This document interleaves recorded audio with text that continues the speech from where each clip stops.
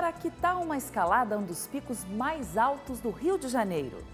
Nos últimos 4 anos, o estado do Rio, conhecido pelas praias, virou referência na proteção da Mata Atlântica.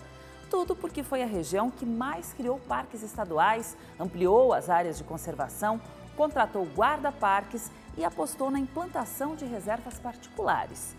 O resultado? Formou um dos mais belos e importantes corredores ecológicos do país. E o Good News foi conferir tudo isso de perto.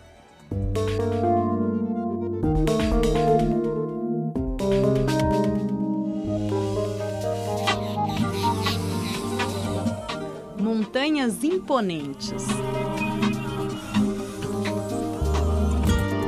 Lugares onde a fauna e a flora convivem em perfeita harmonia.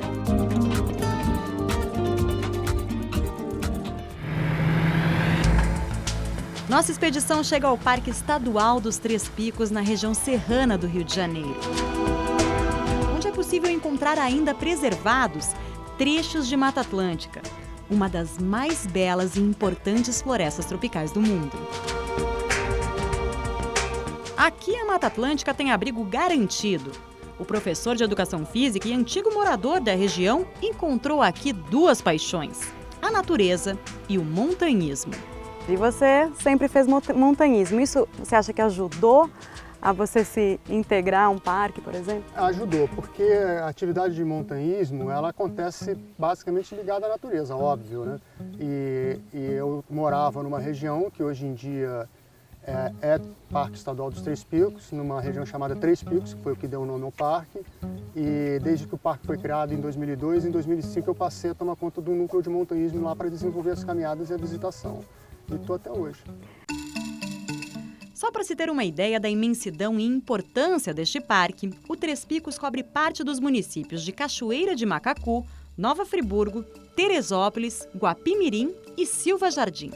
Uma área muito importante no estado do Rio de Janeiro em termos de Mata Atlântica, porque ela forma o corredor central da Mata Atlântica, formando um grande mosaico junto com outras unidades, não só estaduais, mas federais também, fazendo um corredor verde muito grande no centro do estado do Rio de Janeiro. Hoje, o Parque dos Três Picos é uma reserva ecológica regularizada e recentemente aberta à visitação pública.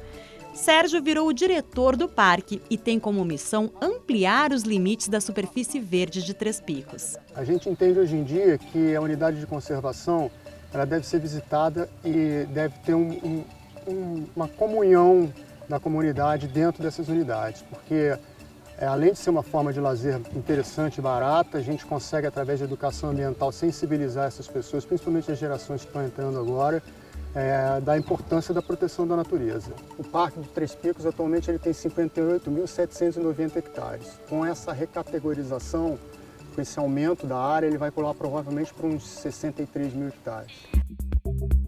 Uma parte dessa área de ampliação virá das terras de seu Nicolas. Este filho de imigrantes ingleses e produtor rural entendeu a necessidade de preservar a área verde e transformou parte de suas terras, que ficam bem rente ao Parque dos Três Picos, na Reserva Ecológica da Régua. A Régua começou em 96, a partir de uma visita de um grande amigo meu, um guarda-parque na Inglaterra, e ele se encantou com a região, até então uma área agrícola. Então ele sugeriu que fizéssemos uma reserva particular. Então nós começamos a desenvolver a atividade que viesse a consolidar a conservação das áreas de amortecimento.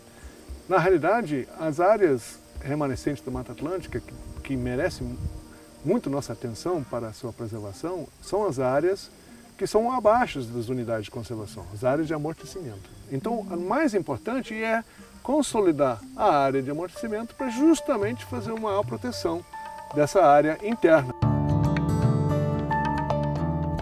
A maior parte do que resta da Mata Atlântica está em mãos de particulares, então seja protegendo em unidades de conservação públicas, né, os parques e reservas, né, ou por meio da criação de RPPN, a reserva particular do patrimônio natural. E o Estado do Rio é o estado que vem trabalhando num esforço, um esforço casado, tanto no aumento das áreas públicas, né, no aumento das unidades de conservação, quanto no incentivo aos proprietários de terra para que criem reservas particulares, para que protejam essas áreas que ainda estão preservadas.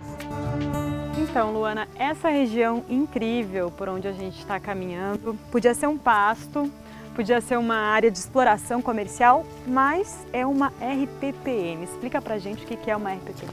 Bom, a RPPN, Juliana, ela é uma unidade de conservação, né, como um parque nacional da Tijuca, tão conhecido, só que a diferença é que ela é uma unidade de conservação privada. Alguma das vantagens, quando a propriedade está inserida numa zona rural, e uma vez criada essa RPPN, ela tem isenção automática, né, na declaração do ano seguinte, do Imposto Territorial Rural, do ITR.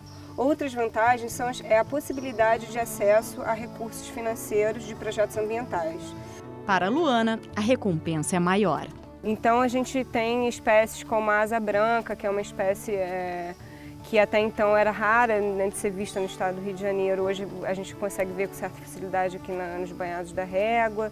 A gente tem o Nicolas tem registro agora recente da puma concolor, né, da onça parda, um grande felino aí. Existem espécies que a gente não tinha, né, esse registro com tanta facilidade, que hoje a gente consegue ter essa facilidade aqui nessa área recuperada da Reserva Ecológica de Guapiaçu.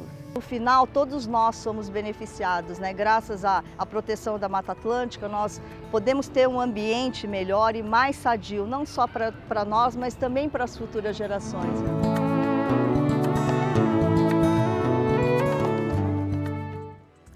Visto de cima, o Parque Estadual dos Três Picos funciona como uma verdadeira espinha dorsal da Mata Atlântica no estado do Rio de Janeiro. Uma escalada nada fácil, que exige disposição e muito fôlego. Vamos lá?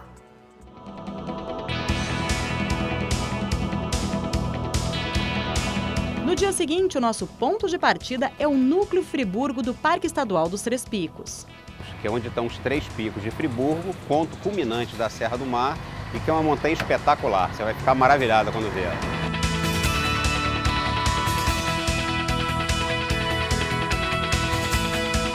Chegou a hora de conferir os efeitos deste cenário em quem vem visitar o parque e o trio de picos mais altos da região. De carro, o percurso é longo, agitado, mas o visual vale o esforço. Agora, a partir daqui, não tem jeito. É tomar fôlego e seguir a trilha. Antigamente, nas primeiras vezes que eu vim aqui, isso aqui era tudo pasto. Sei. Pasto, só. Então hoje nós temos essa situação. Ainda não é uma floresta, Sim. mas já é um bosque em pleno processo de regeneração. Até o pico mais alto, horas de caminhada e descobertas. Algumas cheias de mistérios. Aquela gruta ali reza a lenda que mora a Coisa da Montanha, que é um guardião que toma conta dos Três Picos.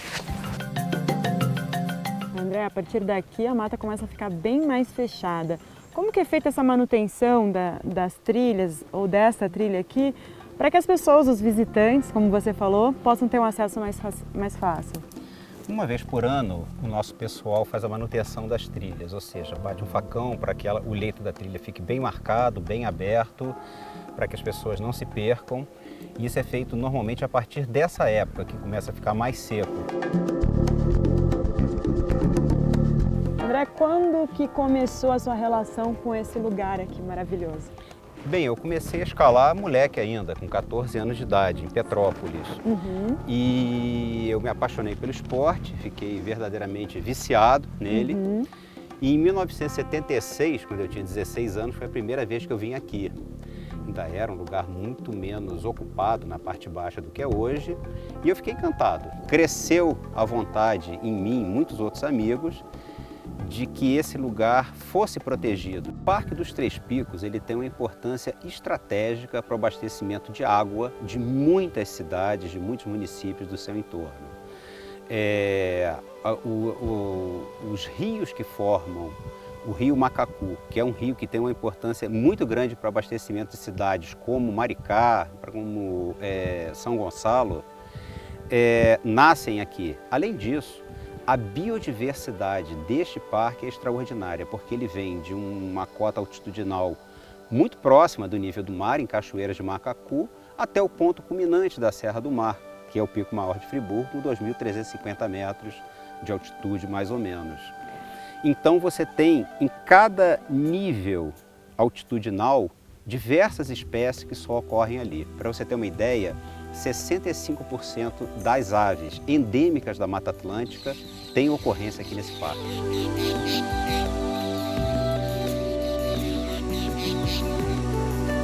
Sérgio, a quantos metros de altura a gente está aqui? Aqui provavelmente uns 1.700. 1.700. Acredito que uns 1.700. Falta quanto para a gente chegar ainda até o ponto que a gente vai escalar? Em termos de tempo, talvez uma meia hora, talvez um pouquinho menos. Então vamos lá, né, gente? Vamos lá. Chegamos até aqui, temos que ir até o final. Vamos embora.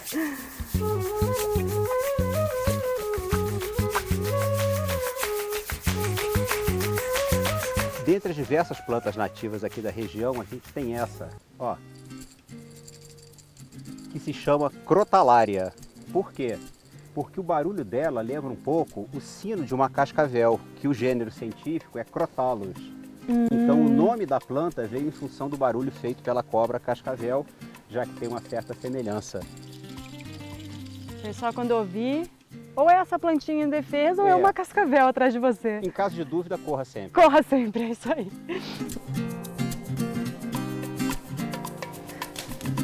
Ui, é muita coisa. E tem que cuidar para não despencar lá para baixo, né? Tem mais isso. O André, ele sempre minimiza as coisas. A gente pergunta, é muito difícil? Ele fala, não, é tranquilo, né? Tranquilo. Tô aqui, ó, suando. Falta muito, André? Não, agora a gente tá pertinho. Posso acreditar no André? Pode acreditar, pode acreditar. Parada estratégica para recuperar o fôlego. E ainda curiosidades de bastidores da história brasileira.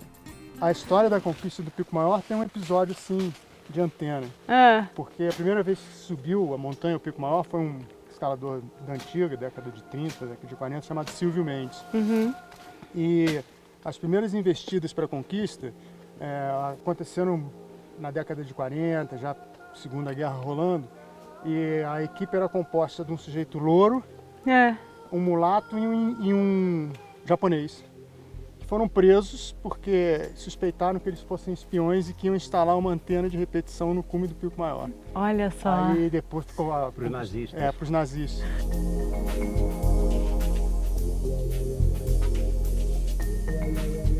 Chegamos, André. Enfim.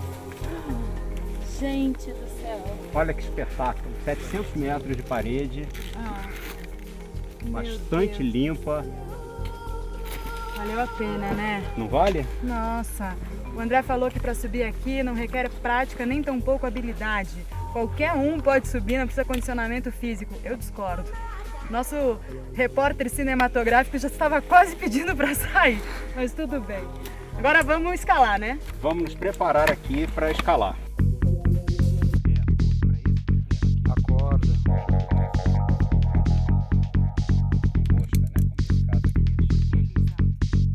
Esse aqui é o Pico Maior, né? É o mais fácil de escalar, não? Não tem essa coisa assim de mais fácil. Pode ter desde vias muito fáceis até muito difíceis. Entendi. Numa mesma montanha. Então é o tipo da escalada que vai definir. Essa é uma típica sapatilha de escalada, que ao contrário do que as pessoas pensam, é de uma sola de borracha completamente lisa, mas muito aderente. Por que lisa? Porque ela dá maior aderência a uma superfície rochosa que nem essa. Entendi. Algumas fitas e alguns mosquetões. Mosquetão, acho que todo mundo hoje em dia conhece, né? Que serve para mil utilidades. Certo. E alguns deles com trava. E também os escaladores, em algum momento, imitaram os ginastas olímpicos. Você vê nas provas de ginástica olímpica eles usando aquilo. Porque eles usavam carbonato de magnésio em pó que seca o suor das mãos. Para evitar que escorregue, né? Exatamente. Então você seca, você coloca um pouco de magnésio, seca as mãos e com isso você tem uma melhor aderência à rocha. Entendi.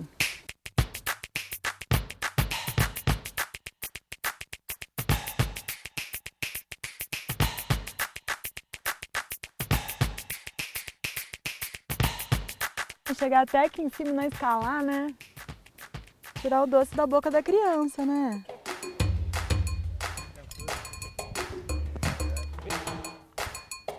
Ui!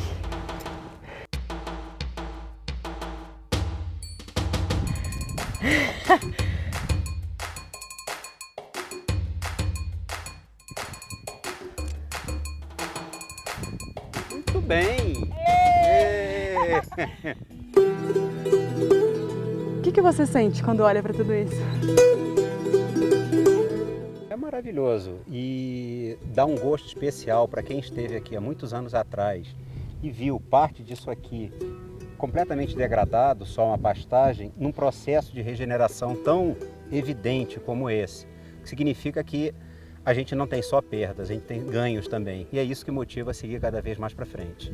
André, olhando para esse visual, eu consigo entender o que você quer dizer quando quer trazer mais gente para cá e sensibilizar as pessoas.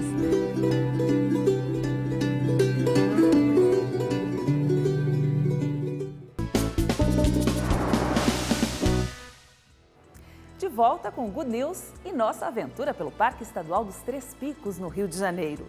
Depois de horas caminhando e uma cansativa escalada até o ponto mais alto desta área, chegou a hora de conferir o entorno. As áreas do parque, que também estão abertas ao público e funcionam como sala de aula a céu aberto para a educação ambiental dos visitantes e moradores da região. O melhor de tudo, protegem a natureza da destruição.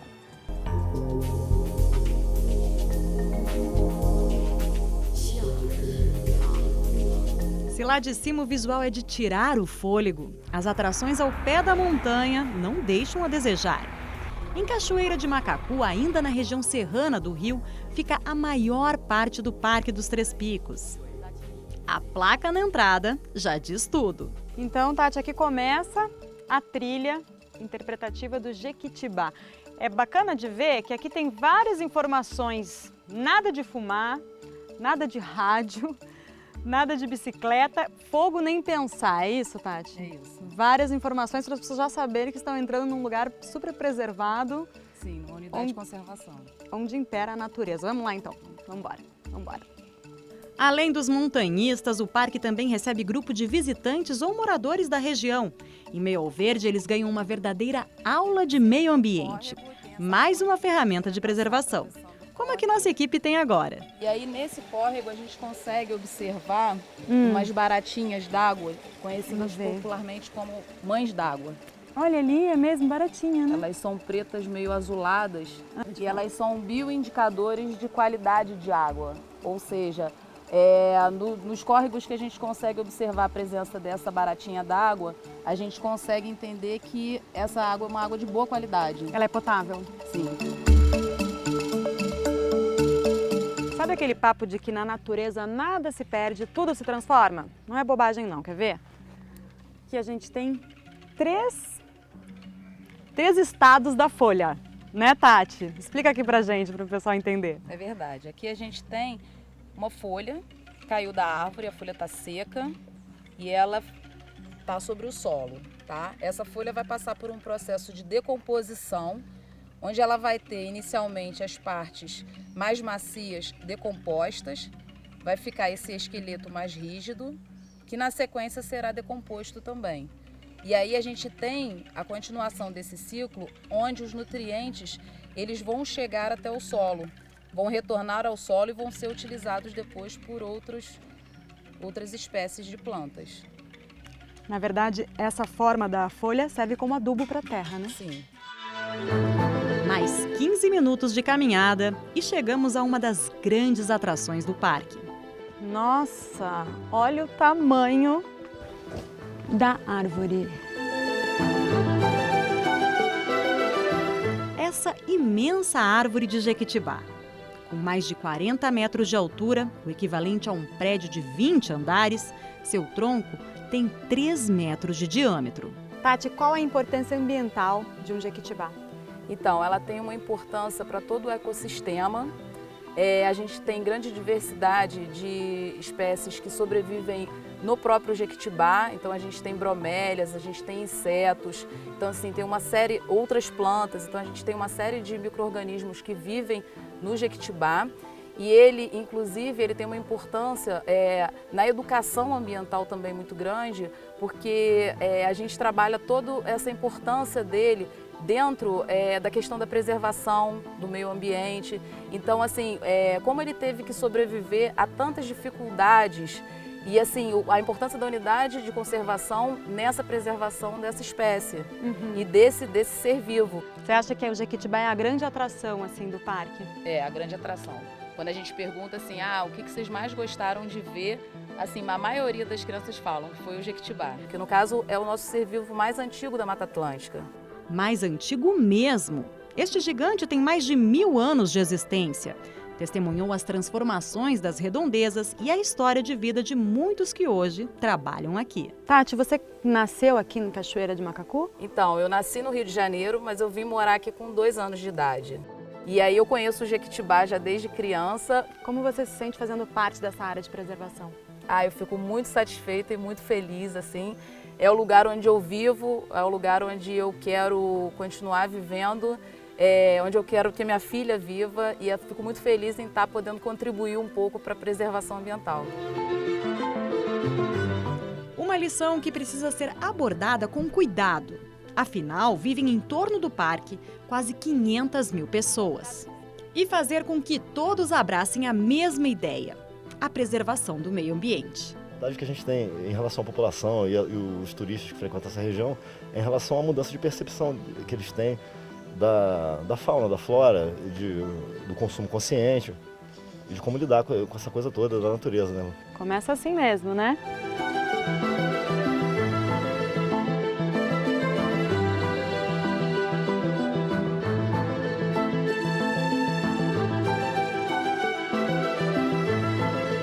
Conseguimos!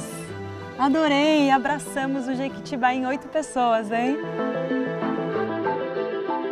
Só em estar aqui nesse lugar já vale a pena, gente. Demais!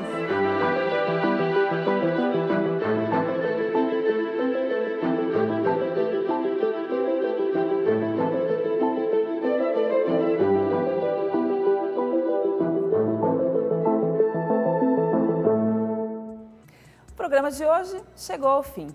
Mas você pode rever esta e outras aventuras no nosso site, redetv.com.br/Good News. Também estamos no Facebook. É só procurar por Good News, espaço Rede TV, tudo junto.